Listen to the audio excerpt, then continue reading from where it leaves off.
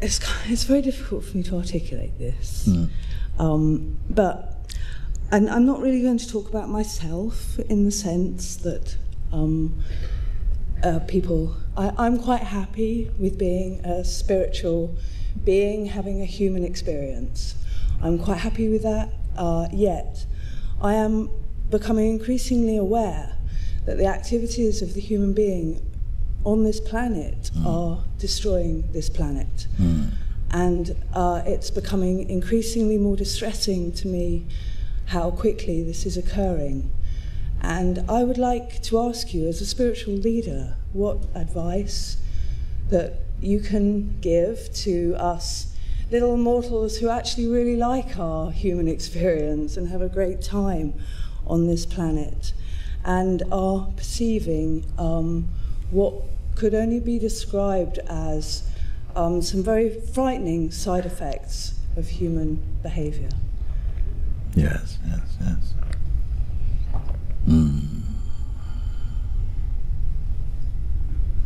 First thing to do, the first thing I can tell anybody this thing, is first you come to complete knowledge, understanding, experience of who or what you are. This is the first thing. I know something inside is going, yes, I know I've got to do that, but look what's happening.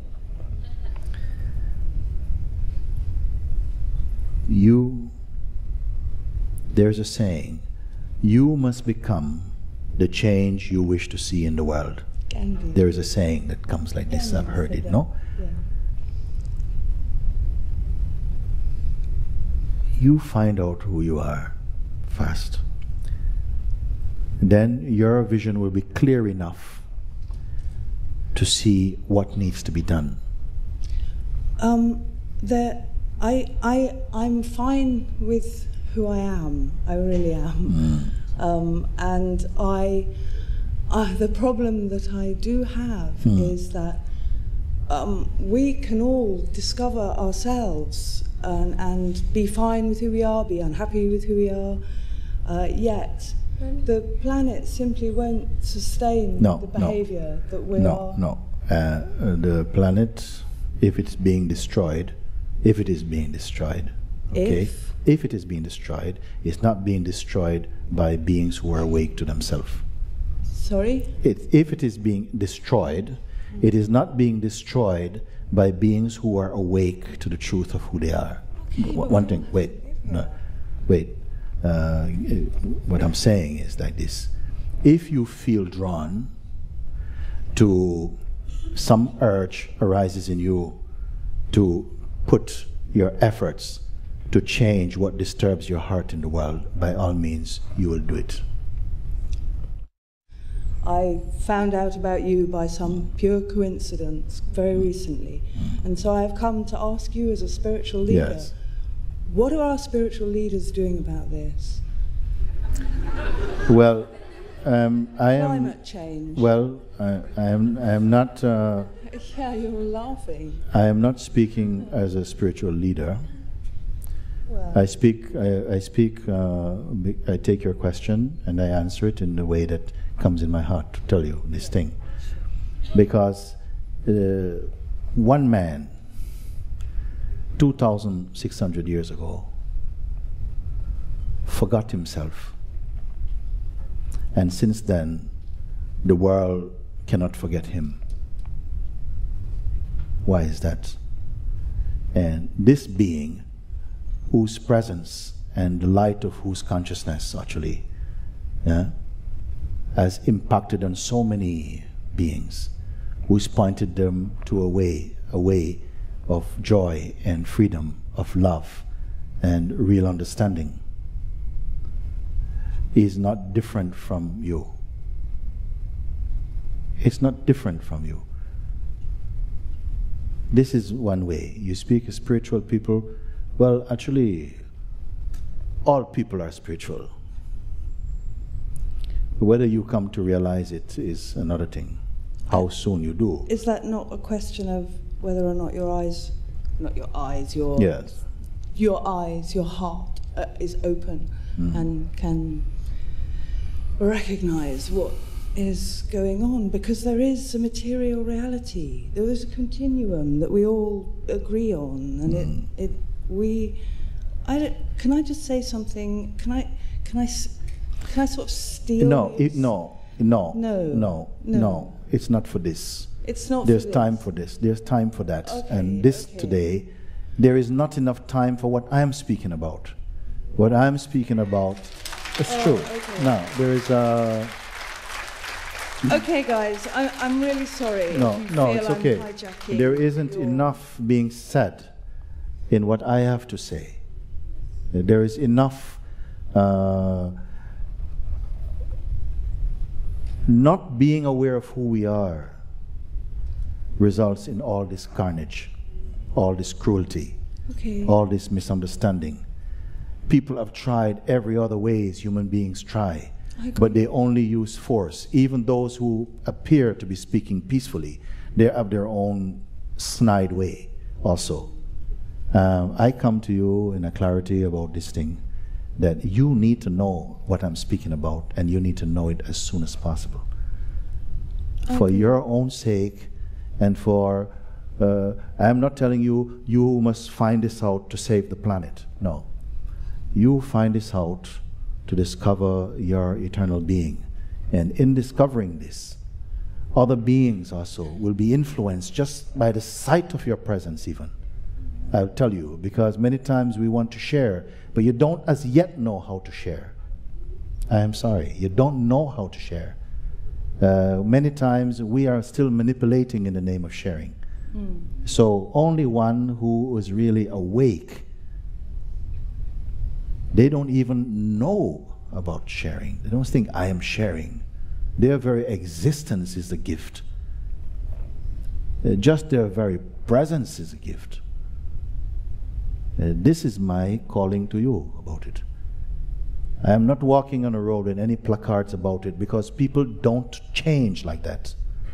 You can't force and compel. You may educate if the people are open to that. But human beings cannot govern this world even in peace. You cannot do it. They don't know peace as yet. No human being is knowing peace. Only those who have awakened to the truth, they have come to say, listen, here, look at this, look this way. What do you see? What do you experience? No human being is living in peace. Who is living in peace? Who is resting in peace? You have to go to the cemetery to see rest in peace. You cannot see it on the high street, rest in peace. Nobody is doing it. You see, the world you see, and also is seen, shaped out of our own conditioning also. Because if you had a chance to also create what is a heaven, there are many people who wouldn't want to live in your heaven, because they have their own agenda. Everybody has their own heaven. The world is not going to find peace in that way. To find peace, you have to go out of the conditioning. You have to come back into the original one. You're not going to find it and keep it in the realm of the changeful. I am not saying do nothing, turn your back. Because the fact is, when you know who you are, you cannot cause injury to any being. It is against your nature to do it. You don't have to. When it is against your nature to do it, then you don't even have to be good. You don't know what it's like to be good or bad. It just won't feature in your consciousness. You are integral, harmonious. Naturally, this being is there. Sri Ramana Maharshi, a great sage in India, he says, all good qualities comes spontaneously in the awakened state, not cultivated. That righteousness is already inside with us, but somehow we must first remove the ignorance, you might say. More knowledge we don't need, I'll tell you. Maybe the right knowledge we need, but more knowledge you don't need. More experience we don't need. If you have the earnestness inside you for freedom, you'll find everything is there already that you need. But if you say, yes, yes, I am willing to be led, to be guided from the innermost place, or if you believe in God, I surrender myself to the supreme authority in the heart and mean it, then that will be some effective movement from you. What I'm seeing is that there just isn't enough time to wake everybody up. No. It takes an instant to wake you up if you are in your heart ready. It will take, we have taken thousands of years to wake up externally to the sacredness of this planet. It will take an instant if you are really open. This is why I started today by saying perhaps tonight might be enough for some people here to already be pushed into a state of real possibility. You see, but we are too casual about it. The impossibility. No, to wake up to the possibility. Possibility, sorry. Yes. Misheard you. Yeah. And I thought, what? Yeah, I mean, I fear it because I have a small child. I'm sure everybody here. Let me tell you something. Find some peace, or else your child will inherit your own. This turmoil. Yes. Yeah.